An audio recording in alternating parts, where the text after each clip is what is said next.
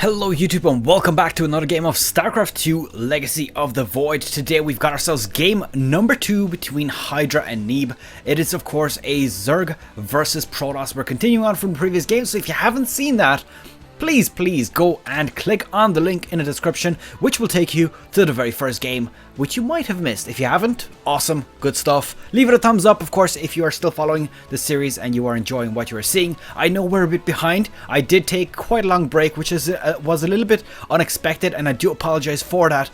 But yeah, I'm back on schedule now. I decided that, and actually I'll speak about that in the game, so let's jump into that.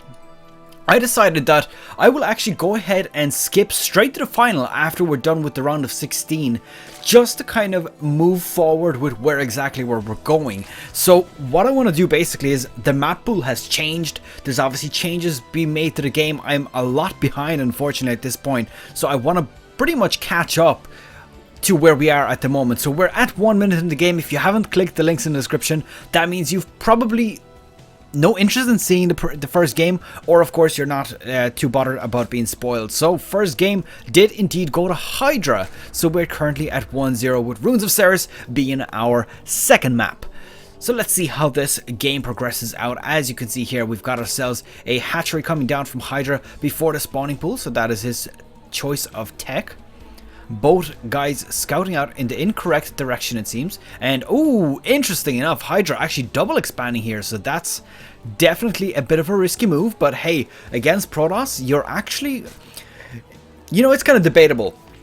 I think that double expanding on a huge map like this against Protoss it's almost certain to work out well for you, because realistically, by the time this drone, or this probe rather, excuse me, would have actually reached the Zerg base here, it would have been too late to do anything about it.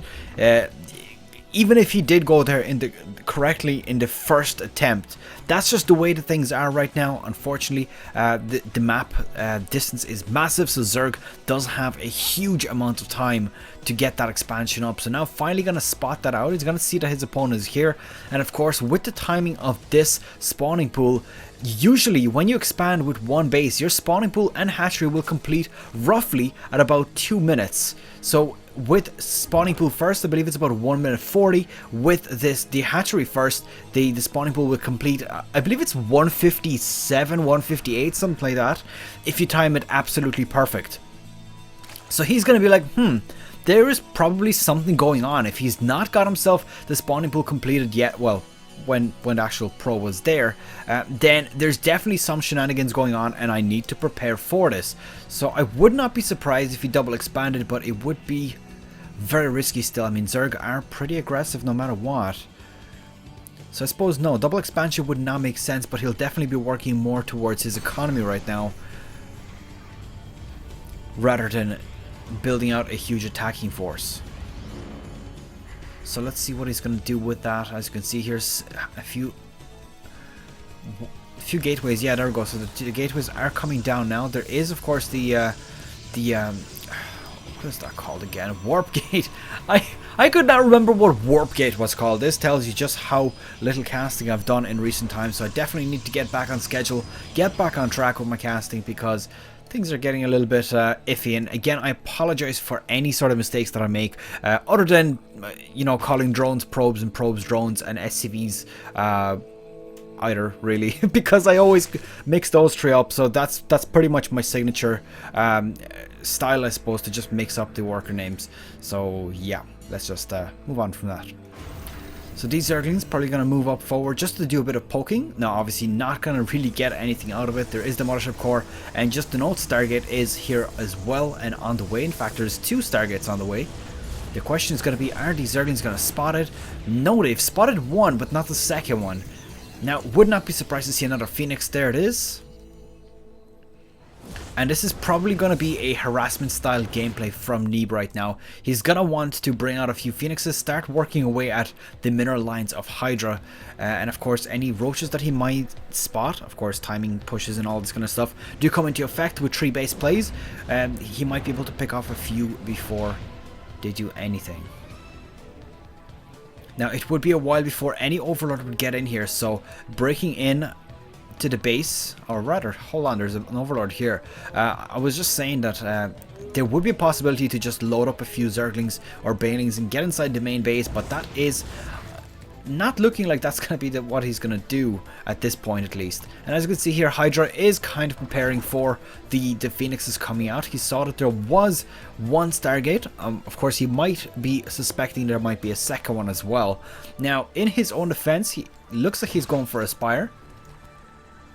And of course, it's going to be a while before... Oh, no. No, it's not. It's not going to be a while before this is spotted, because these Phoenixes are going to spot it out very, very shortly. Now, the problem that Hydra is going to have with a Spire is that Phoenixes, as per usual, are the direct counter for Mutalisks. Not only do they shoot faster, they move faster. Sorry, shoot further. They move faster, and of course, they do extra damage to like units, which in turn is just not good for Mutalisks altogether. Especially the fact that he's gotten himself double Stargate, and with that he'll be able to get out units very, very quickly.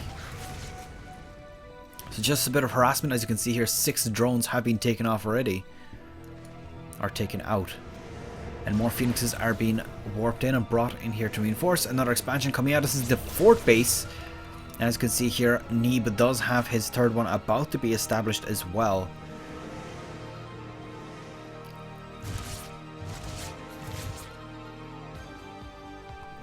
Bit of StarCraft music in the background as well, the StarCraft 1 music, which brings back very good memories for me in particular, especially doing the Terran campaign. Boy, does that bring memories. I mean, I was a huge fanboy back when I was young. In fact, I'm still a huge fanboy, but at that point I was like, oh my god, StarCraft! So, yeah. At the time, I was like playing the campaign non-stop. I didn't have a strong enough internet connection to play online.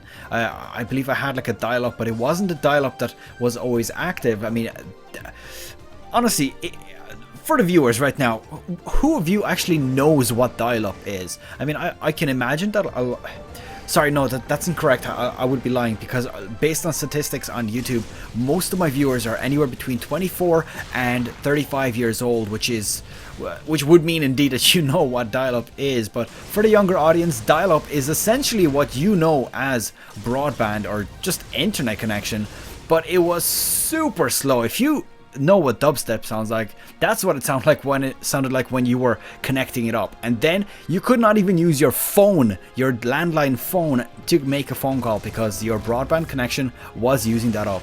And trust me, that shit was slow. So yeah, that's what I had, and I couldn't play online, unfortunately. I was kind of too young anyway, so I wouldn't have really figured out how to play really well online regardless.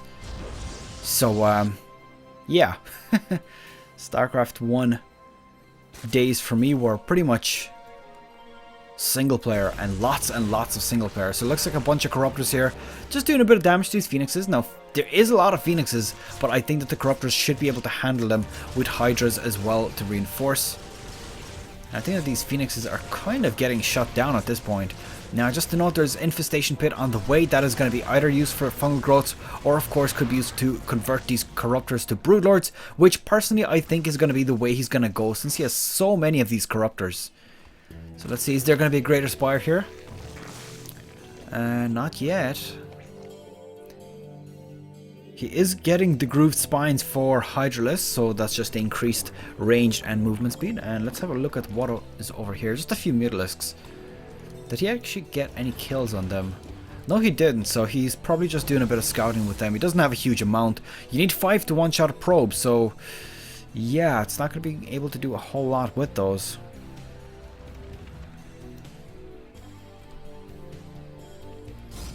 What is going on here? Just a few units being loaded up now. These are Zealots. This is quite classical these days. A lot of people tend to do this with Protoss later on, because this can be a deadly drop. Basically loaded up with 4 Zealots, and then inside the main base, just warp in as many Zealots as you can and try to snipe out that hive, which is actually half complete right now.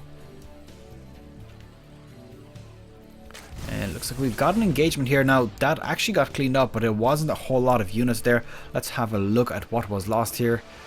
Looks like it was just a bunch of Zerglings, so they're probably just run by Zerglings that were getting destroyed. At the same time, there is the drop. Didn't warp. Oh, there's the warp in. A bunch of zealots being warped in as well. Gonna potentially snipe off the hatchery or the hive. Is there enough? There's actually a fair bit of Hydralists, but I don't think they're gonna get it. That hive is probably gonna get dropped down here.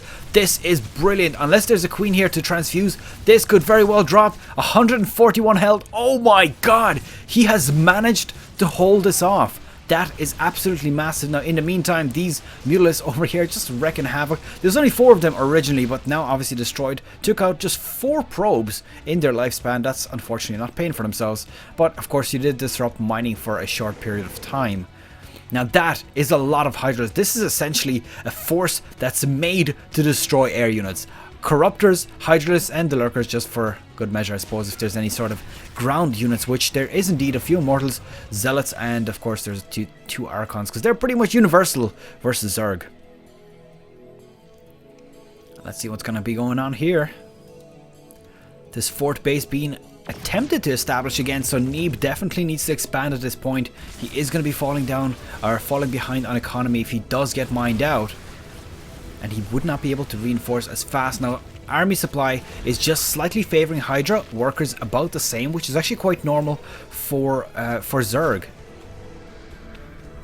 Now, still not seeing Broodlords coming out of Hydra here. I think if he did bring out Broodlords, he would pretty much demolish this army in just a few moments. But looks like he is not quite going for that yet. In fact, he doesn't even have a Greater Spire, and this hive is clinging on to life, just barely. Good reveal going down here, pretty much showing off all of these Lurkers. That's going to be very good for taking them out. Now, is there going to be enough here for Hydra to take his opponent out? He has brought down 56 Zerglings. Once these come into play here, this could go very, very quickly in Hydra's favor if Neeb does not manage to reinforce this in time. And no, Neeb not thinking that he can reinforce fast enough. 29 army supply. To be honest, I mean, he probably was okay in this fight, but he must have known that with his very poor economy, as well as his opponent's actually not so poor, but he was kind of running out of minerals at this point, knowing that his opponent has a greater army and greater reinforcement power, this was coming to an end. So it's very good sportsmanship to end the game when you think you're done anyways, and not dragging it on longer than you should. So that is pretty much it, guys. I hope you have enjoyed this game, and of course, don't forget to leave the video a thumbs up if you haven't done so already. I will see you guys in the next video, where we're going to see how this series progresses. And as I said, I believe this is the last round of 16 game, so we are going to be moving on to the finals after the, sorry, not the last game, but the last series before the round of 16 is over, and then we'll be moving on to the grand finals once that is complete. After that, we'll be moving on to more recent games where new maps are coming into effect. It'll be a learning process for myself. If you haven't been playing the game yourself on the ladder, it'll also be a bit of a learning process for you, just kind of familiarizing yourself with the maps and all of that shenanigans. So that's pretty much it. I'll see you guys in the next video. Good luck, take care, and I will see you guys next time.